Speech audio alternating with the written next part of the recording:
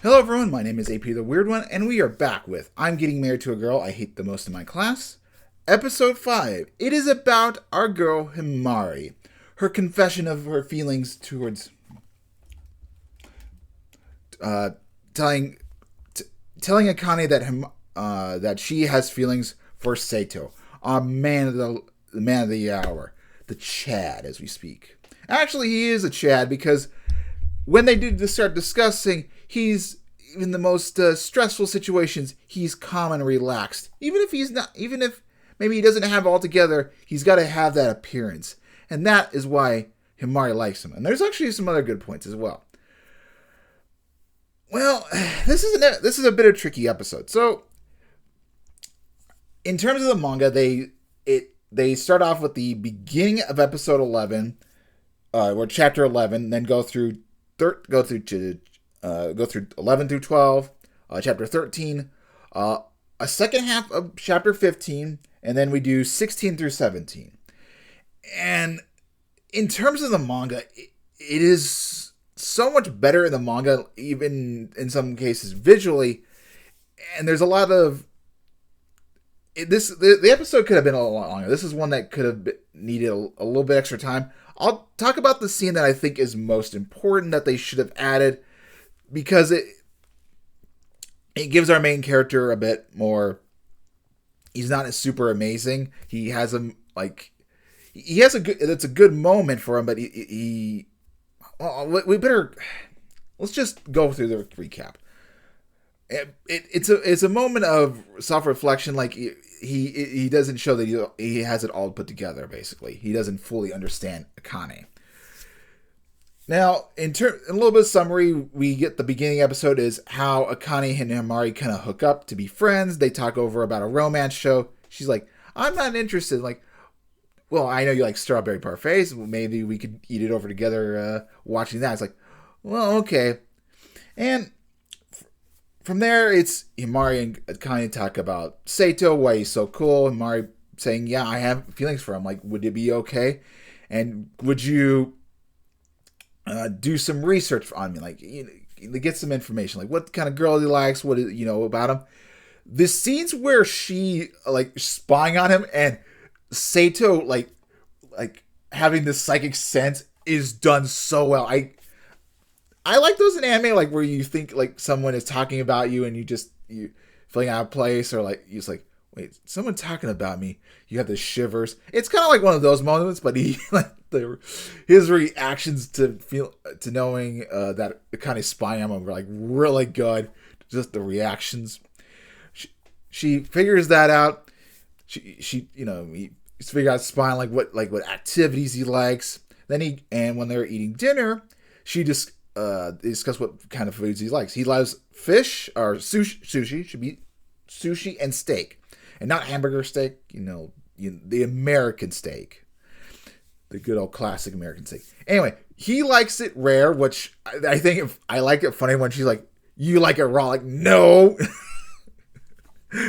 And like he likes the garnish. Like, "Oh, you also like raw garlic?" I'm like, that's not what I meant. And because of this interview, he kind of thinks that he's gonna get some dinner like in the future, which it's more that she's conveying information to Himari. She doesn't make the steak, we'll admit, but it does take a little bit. Then following that, she does tell Himari like kind of what he's interested in, and it follows that it's basically the next day, and Sato asks kind of like, "What are we having for dinner?" Like, "Fish." I'm like, "I thought you were going to have steak." And he's very disappointed because like, "You asked me like questions, like ask me all these questions." I'm like, "All right, I'll make it. I'll make you the steak. It's my responsibility. It's my fault." And then the following day, they go out and buy the steak. Connie reflects that she really likes Autumn. The kind of the end of the day reminding her of being with her mother. Sato doesn't have that same feeling, but he's not willing to confess. And then he makes the dinner. Now, the manga has a food wars moment with this, and it's a lot more expanded on. And it's one of those moments where he thinks that he kind of understands it, kind of like she just can't accept the compliment. That's kind of her their issue with each other is that because they've fought for so long, every time he says something positive, she can't interpret that. It is a bit annoying quirk, and she was irritating this episode. I will admit, it's not the voice actor's problem. I think in terms of what is asked of her, she does an excellent job. But it's the director and also the material itself kind of asked her to be annoying, because it's the same voice actor who's done Arya from the Behemoth anime, and you can kind of tell she's a little bit more relaxed, like a little bit more reserved in that one. So she does a good job of being a very annoying character, but it's borderline for me. I don't like these annoying characters. She does have her good moments. You can see the waifu bits, and like I said in the previous episode, where she's like a little bit more calm and collected is better. That makes it where it works. But anyway, she makes the dinner. It is to his perfection. He loves it. He's like, you can cook for me any day of the week, and he's like, I'd be happy to do that. Following that, Himari and Sato talk about love, what types of women. And Sato has a classic moment. He's like, Himari asks, like, what type of women do you like? Well, you can't classify women as mere types. As stated, types are just limited patterns decided by someone. You can definitely have the interest, but you don't know your target if you don't know your target, truly know your target, you can't come to love them. So you can't love them based off types. You gotta know what's in them and who they are, all supporting. Obviously, like if you have the initial interest, which in a little bit, that gets the ball rolling. But until you know them deep down, you can't be for certain that you like them. Oddly enough, this anime reminds me a little bit of the Love is Indivisible by Twins, where the main character got really along with the more brainy sister, the one he got more childhood friend, but the sporty sister, he ended up liking her a little bit more. So there's a little bit of dichotomy with that, because while he likes talking with Himari and hanging out with her, there is feelings for Akane, which we'll get into. But following that, they have their little discussion, a little discussion about love, and then she leaves away. And Saito is obviously in heat. Her sister comes up. It's like, my Sisue is.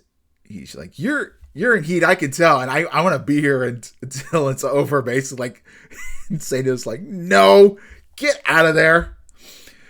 But let's see. And following that, Sato talks about, kind of asks about a book that he really likes, and it's like the history of the world by the weapons perspective. He apparently finds it very funny, and it's this gigantic book.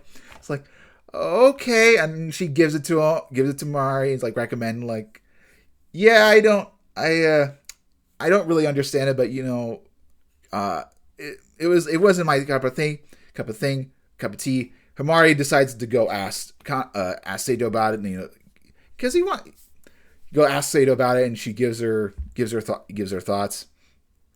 And it's a kind of nice moment. Kind of during between this time is kind of where the episode does feel a little bit annoying. Kane bouncing around with Himari is not my favorite bits for this episode, at least. But after talking about the book, Himari says, can I come over to your house? I'm like, okay, yeah, you can. No, not at the moment. Like, you don't want me over? I'm like, no. Everything's okay.